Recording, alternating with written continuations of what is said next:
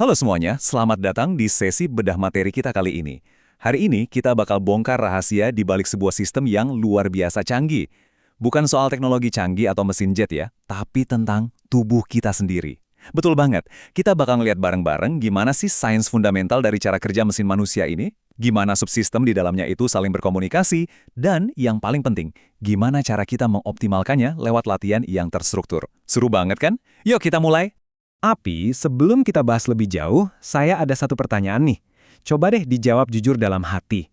Apakah Anda ini benar-benar sehat? Atau cuma kebetulan lagi nggak sakit aja hari ini? Coba dipikirkan lagi. Soalnya gini, kebanyakan dari kita kan mikir, oh selama saya nggak terbaring di rumah sakit, selama masih bisa bangun dari kasur, berarti sehat dong. Padahal, materi yang kita bedah hari ini menantang banget pemahaman usang itu. Ternyata, kesehatan itu bukan sekedar absennya penyakit loh. Kesehatan itu adalah sebuah kondisi yang seharusnya super aktif dan dinamis. Nah, buat memahami perubahan cara pandang ini, kita udah siapkan peta jalannya nih. Pertama, kita bakal bahas dasar-dasar kesehatan. Terus kita lanjut ngomongin komponen kebugaran. Habis itu, kita ngintip sedikit ke sistem kerja tubuh kita. Dan ditutup dengan hal yang super praktis, yaitu praktik sirkuit training. Oke, nggak perlu nunggu lama, kita langsung selami aja masuk ke bagian pertama. Dasar-dasar kesehatan. Dari materi kita ini, ternyata makna kesehatan itu dibagi jadi dua kubu utama. Di satu sisi ada yang namanya sehat dinamis. Ini sifatnya preventif atau pencegahan, jadi kita proaktif. Bayangin aja ini kayak Anda lagi sibuk membangun benteng pertahanan yang super kuat, jauh sebelum ada musuh yang menyerang. Keren kan? Nah, di sisi lain ada sehat statis atau yang kuratif. Kalau ini tuh ibaratnya, Anda baru nelpon tukang bangunan waktu rumahnya udah keburu rubuh. Fokusnya murni cuma buat penyembuhan dan pemulihan setelah jatuh sakit. Jelas dong ya, dari sini aja kita pasti pengennya fokus ngebangun si benteng pertahanan dinamis tadi. Terus, yang namanya pencegahan ini bisa kita pecah lagi jadi dua jenis tindakan. Pertama, preventif aktif. Ini tuh hal-hal yang Anda lakukan ke dalam tubuh Anda sendiri. Faktor intrinsik lah istilahnya. Kayak perhatiin nutrisi, jaga kebugaran, sampai imunisasi. Hasil akhirnya apa? Tentu aja produktivitas kita jadi maksimal. Nah, yang kedua itu preventif pasif. Kalau ini lebih ke gimana kita mengelola lingkungan di luar tubuh kita, faktor ekstrinsik. Contohnya ya ketersediaan air bersih, pembuangan sampah, dan kebersihan lingkungan. Keduanya emang penting banget sih, tapi yang aktif ini benar-benar 100% ada di bawah kendali Anda setiap hari kan? Nah, alat atau cara paling ampuh buat ngelakuin preventif aktif ini adalah lewat olahraga kesehatan. Dan ini poin yang menarik banget, karena dari sini kelihatan kalau olahraga yang efektif itu sama sekali nggak harus menyiksa atau kerasa ekstrim. Karakteristiknya simpel kok, gerakannya mudah dan bisa diikutin siapa aja. Intensitasnya submaksimal, alias aman dan nggak bikin terlalu ngos-ngosan. Gerakannya kontinu, dan yang paling penting nih, bebas stres. Beneran, ini bukan persiapan buat tanding di Olimpiade ya. Cukup dilakuin 3-5 kali aja seminggu. Dan Anda udah bisa membangun kesehatan dinamis yang tangguh tadi. Tapi terus, gimana caranya kita tahu kalau intensitas olahraga kita itu udah pas dan aman? Nah, ada rumusnya nih, dan ini gampang banget. Coba ambil angka 220, terus kurangi sama umur Anda sekarang. Itu yang disebut denyut nadi maksimal, atau DNM. Coba deh hitung cepat dalam hati. Udah dapat angkanya? Sip. Nah, olahraga kesehatan itu mengejar sweet spot atau titik aman ideal di angka 65-80% dari maksimal nadi Anda tadi. Di zona ajaib inilah tubuh Anda benar-benar berkembang secara optimal, tanpa merasa stres atau kecapean yang berlebihan. Karena kita udah tahu target dasarnya, sekarang mari kita melangkah ke anatomi kebugarannya di bagian 2, komponen kebugaran. Kalau kita ngomongin kemampuan fisik kita, sebenarnya ini terbagi jadi dua kategori spesifik. Di satu sisi, ada physical fitness atau kebugaran fisik. Ini isinya kekuatan otot buat nahan beban, daya tahan jantung dan paru-paru biar nggak gampang capek, sama kelenturan. Gampangnya, anggap aja ini sebagai mesin mentah penggerak tubuh Anda. Di sisi lainnya ada motor fitness. Ini mencakup kecepatan, kelincahan waktu ubah arah, keseimbangan, dan koordinasi yang mulus. Kalau ini ibarat sistem kemudi dan kendalinya. Bayangin aja, Anda punya mesin yang super kuat, tapi kalau setirnya macet alias sistem kendalinya jelek, gerakannya nggak bakal pernah efisien kan? Sekarang, coba perhatikan konsep yang satu ini, soalnya ini menarik banget. Kita sering kan menyamakan kekuatan sama power, padahal sebenarnya itu beda loh. Secara matematis dan konseptual, power itu adalah kekuatan ditambah kecepatan. Ini benar-benar penggabungan sempurna antara si mesin mentah dan sistem kemudi Anda tadi. Jadi power itu kemampuan otot buat mengerahkan kekuatan paling maksimal cuma dalam sekejap mata. Makanya komponen ini tuh biasanya dilatih pakai gerakan plyometric yang meledak-ledak, di mana Anda meregangkan dan mengontraksikan otot dengan super cepat kayak waktu lagi ngelakuin squat jump.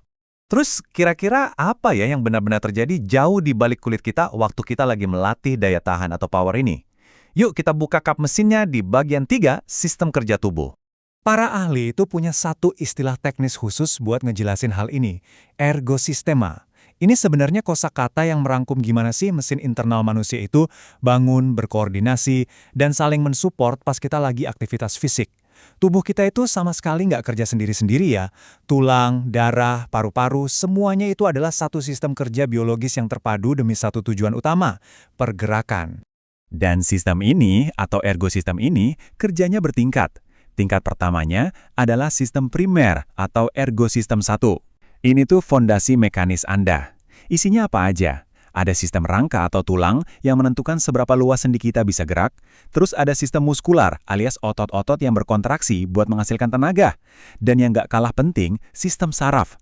Saraf inilah yang jadi kurir pesan dari otak. Jadi prosesnya tuh, otak ngasih perintah lewat saraf, otot merespons dengan tarikan, dan tulang bertugas jadi tuas penggeraknya.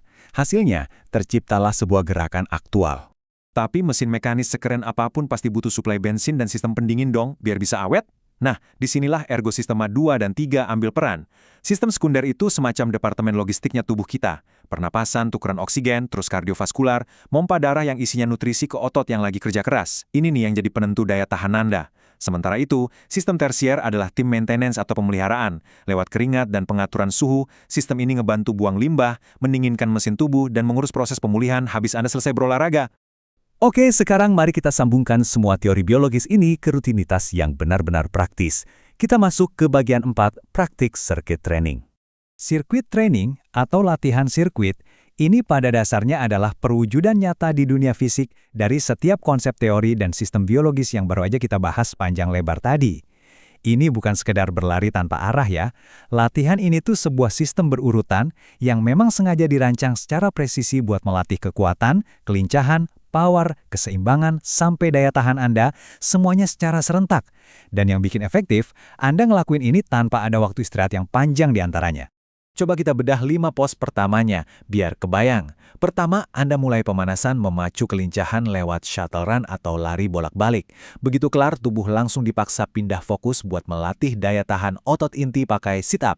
Terus, otot kaki gantian yang kerja keras lewat naik turun bangku. Lanjut lagi tanpa jeda lama, tubuh bagian atas yang dapat giliran lewat push-up. Nah, tepat waktu Anda merasa udah mulai terbiasa sama temponya, di pos kelima tubuh disuruh meledakkan power plyometric pakai squat jump. Rotasinya tuh super cepat dan secara efisien menargetkan kelompok otot yang beda-beda. Masuk ke 5 pos terakhir, tantangannya makin seru. Anda pindah ke back up buat menguatkan otot punggung. Terus keseimbangan dinamis dites lewat gerakan lompat kijang. Habis itu, koordinasi mata dan tangan benar-benar diuji pakai lemparan bola ke dinding. Nggak kerasa capek? Tunggu sampai masuk squat cast yang benar-benar menguras tenaga. Dan ditutup manis dengan daya tahan kardio murni, lari mengelilingi lapangan. Jadi, poin krusialnya tuh di sini. Aliran gerakan yang konstan dan gak terputus dari pos 1 ke 10, inilah yang memaksa ergosistema Anda kerja lembur. Dan gerakan non-stop ini juga yang nahan denyut nadi Anda tetap kuat di zona aman olahraga kesehatan tadi, yang 65-80%. Nah, pembahasan ini membawa kita kembali berputar ke pertanyaan provokatif di awal obrolan kita tadi. Ternyata, kesehatan yang sejati itu sama sekali nggak statis. Kesehatan itu bukan hadiah yang Anda dapatkan gara-gara Anda sekedar rebahan dan bersyukur lagi nggak tertular penyakit. Bukan gitu konsepnya. Kesehatan sejati itu adalah sebuah kemampuan mutlak yang dinamis banget. Ibarat mesin bertenaga tinggi yang cuma bisa dibangun lewat aktivitas fisik yang konsisten, aman, dan pastinya terstruktur dengan sangat baik. Jadi tantangan saya buat Anda untuk menutup sesi kita kali ini adalah, maukah Anda mencoba menyusun sirkuit 10 pos versi Anda sendiri minggu ini dan mulai mengambil alih kendali atas kesehatan dinamis Anda? Pasti bisa dong.